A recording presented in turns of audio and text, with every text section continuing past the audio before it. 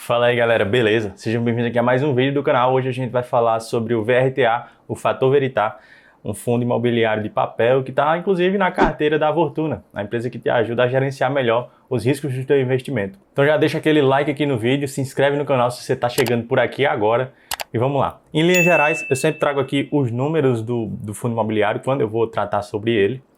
E no caso do VRTA, o preço dele, no momento que eu estou gravando esse vídeo, estava na casa dos R$108, um dividend yield dos últimos 12 meses de 9,45%, que é, ainda mesmo que para um fundo de papel, é um dividend yield bastante interessante. Só que como ele é um fundo de papel, a gente precisa dar mais atenção ao PVP. No caso dele, esse PVP estaria em 1,09, ou seja, ele estaria sendo negociado com um ágio de 9%. Ele tem cerca de 91 mil cotistas, o que eu acredito ser uma base de cotistas bem interessante, bem líquido. O último rendimento dele foi de R$1,07, só que se a gente pegar as médias dos últimos 24 meses, a gente vai ter um rendimento lá, um dividendo, um pagamento de proventos mensal de 80 centavos. Então não quer dizer que ele está pagando assim R$1 e constantemente vai ser sempre isso. O fundo tem taxa de administração de 1% ao ano, aí sobre o patrimônio líquido e uma taxa de performance de IGPM mais 6.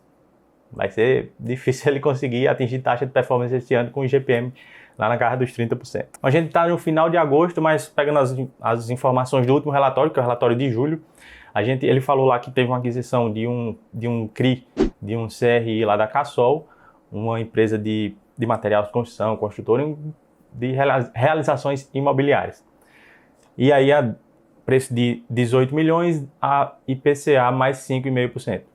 E aí beleza. Ele fala também que o fundo está com caixa lá de 50 milhões, mas que já está comprometido com a compras de novos CRIs que estão em estruturação e análise. E ele diz também que tem lá 7 centavos não distribuídos, ou seja, que ainda serão distribuídos aí no decorrer desse semestre. Ele não teve nenhuma movimentação de carteira nesse último mês. E aí, falando em carteira, é um fundo que tem bem diversificado, ele tem 62 CRIs, 89, quase 90% lá do patrimônio dele está alocado em CRIs, e tem também lá 2 fundos imobiliários, que é o que é a AMI, um fundo lá da Quasar, um fundo de CRI também. Ele tem essa estratégia de investir até 10% em fundos de CRI, em fundos de CRI também, e o MGCR, um fundo, o MOG no High Grade. Em fundo imobiliário da carteira dele hoje ele tem 6%, e aqueles 50 milhões que eu falei representam 5% do patrimônio do fundo. Naqueles 62 CRIs que eu falei para você, 4 deles representam,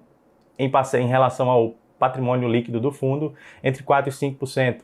O que, se a gente pegar aí 4 fundos com aproximadamente de 16% a 20% do patrimônio do fundo, eu acho que poderia ser mais diversificado, mas a maioria é risco pulverizado. Eu não acredito que vai fazer tanta diferença e o fundo vai continuar crescendo, ele vai continuar diversificando isso daí. Os indexadores, que é aquela parte que eu sempre falo que a gente tem que prestar mais atenção quando vai comparar um fundo de papel com outro. No caso do VRTA, ele tem 79% da carteira indexado ao IPCA mais alguma coisa, 7% indexado ao CDI+, ou seja, CDI mais uma taxa, e 6% no IGPM. Tem lá um pouquinho também de CDI, mas nem é tão relevante, eu não coloquei aqui. E quando a gente fala em taxa média de aquisição, para a gente ter noção mais ou menos de quanto é que o fundo paga, quanto é que o fundo vai receber ou deve receber, ele tem lá IPCA mais 6,4%, CDI mais 2,5%, bem tranquilo, CDI vai aumentar 2,5%, enfim, está lá dentro do risco-retorno. E IGPM mais 7,5%. Tem um pouquinho lá de CDI, que é 109,5% mais ou menos, mas é tão pouquinho da carteira. E o prazo médio aí dos CRIs de 5,8 anos, aí para o vencimento. Bom, é um fundo de papel que está bem exposto ao setor de construção civil, maior parte risco pulverizado, nem paga tanto, nem paga tão pouco, ele está lá entre o meio termo de high yield e high grade, pelo menos na minha visão, e o que deixa aí uma opção para você, enfim, estar exposto ao setor de CRIs. Lembrando que sempre, isso não é nenhuma recomendação de compra nem de venda, mas sempre prestar atenção. Quando você estiver comprando um fundo de papel, eu acho que nunca vai ser suficiente eu avisar aqui, sempre olhar o PVP. Porque quando você compra um fundo de papel acima do seu valor patrimonial, você está assumindo um ágio. E via de regra, fatalmente a gente tem aí vários casos para usar como exemplo.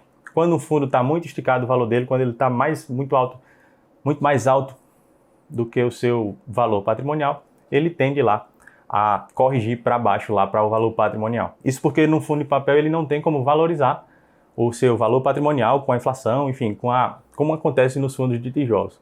O valor patrimonial dos fundos de papel são os próprios CRIs, os próprios fundos imobiliários. Então, esses CRIs flutuam o preço, ele valoriza e desvaloriza, mas não é uma coisa que no longo tempo vai sempre ficar crescendo.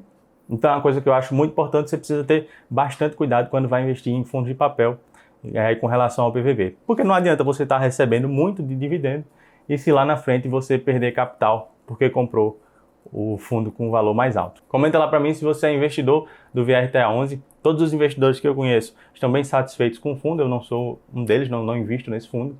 Mas comenta para mim se você está procurando, está esperando o preço dele baixar um pouquinho para aportar ou se você já é investidor. Não deixe de curtir esse vídeo, se você realmente gostou, se inscreve aqui no canal se você ficou até aqui e a gente se vê lá no próximo vídeo.